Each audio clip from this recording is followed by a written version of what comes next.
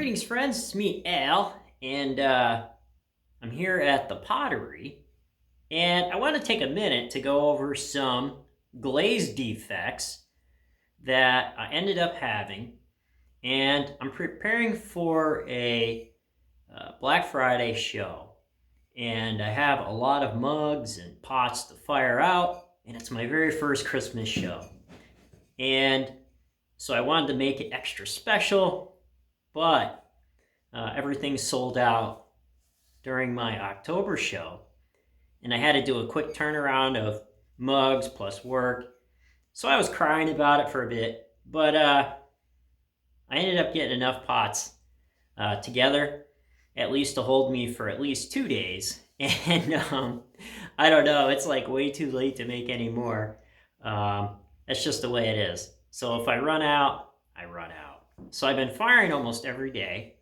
And yesterday, I ended up adjusting a shelf.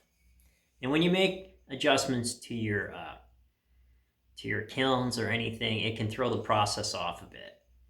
And I had a whole bottom shelf bubble out. I lost 10 mugs out of the little kiln. And so I used that to fire all the mugs. I fired the other items, the larger items in the larger Duncan. So I fired gas, electric to gas, and I have burners that I put in under the bottom and use them as updraft kilns. So here I missed the cone by only 15 minutes. Cone 5 melted down. The shelves are about a cone off each, and this is what that looks like. The clay started to bubble. This is only within 15 minutes. You can see the bubbles on that. The glaze all burned out. And I'll show you what it's supposed to look like. So even this is kind of hot.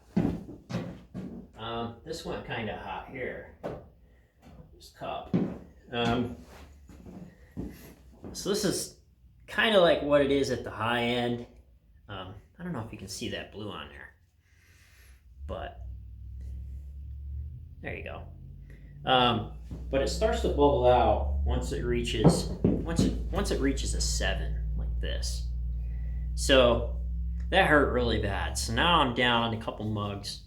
But yeah, I wanted to roll the stupid kiln over the bank, but you keep going, right? Because it's all practice, and it's just the way it is. So I did feel bad for a bit, but I kept going, loaded the kiln again, and got it fired out with some more. So so hopefully I'll have enough work. I'm kind of worried about it, and people always are, because this is a new show. I'm not really sure what to expect. It's in conjunction with a lot of other small businesses, and it's for, a Christmas trail. So the winery's in it and a whole bunch of other people. So that's one defect. Another defect that I had from my fall show. This again, I caught it at just the last minute, but you can see the pit marks here of where it's starting to bubble out. So I had the kiln in heavy reduction towards the end. I was trying something. And it didn't work out. So here's a gorgeous bowl. It would have been a nice 4-pound serving dish. But because of the reduction and it started to bubble out right at that cone 7, just before. I was trying to push it just a little bit to see what I could get out of it to create some effects, and I screwed it up.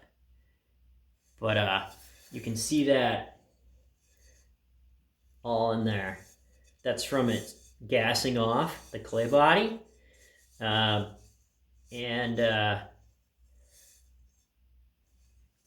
Yeah.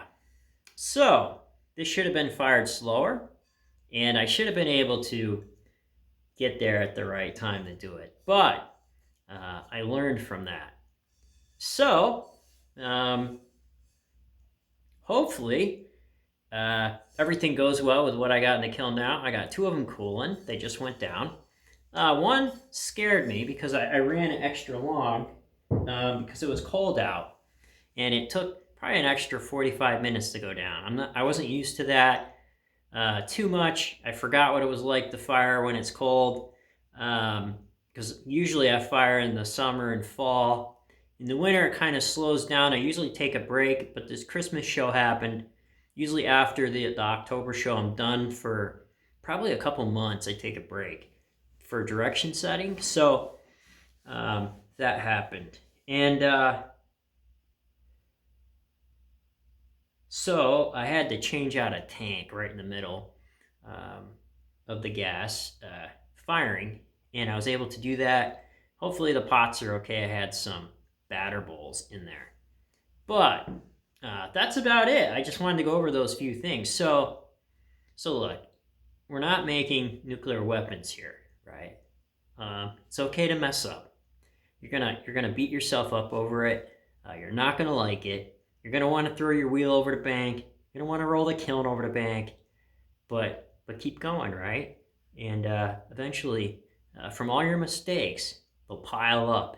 But you learn through experience, and you learn through screwing up, and you learn from doing the many rather than perfecting the few, right? So be well, friends, and I'll come back on and let you know how the show went, and say hi in the comments, and feel free to subscribe if you'd like to. I want to come on more and talk about selling.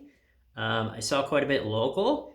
Come in and talk a little bit more about thinking about form and how you make your pots communicate better, and a little art side of it. Because bad art to me, bad art is just poor communication. You can have some really interesting things going on, or some really good ideas, but not be able to communicate them in very good ways. And to me, that's what bad art is. It's simply poor communication. So I'm not saying I'm perfect at all. Like, I'm still trying to get my pots to communicate the way I think they should, and what I want to say, and a whole bunch of different things. I work a lot in texture, and so I've been trying to work that. And this isn't my best work here. It all sold.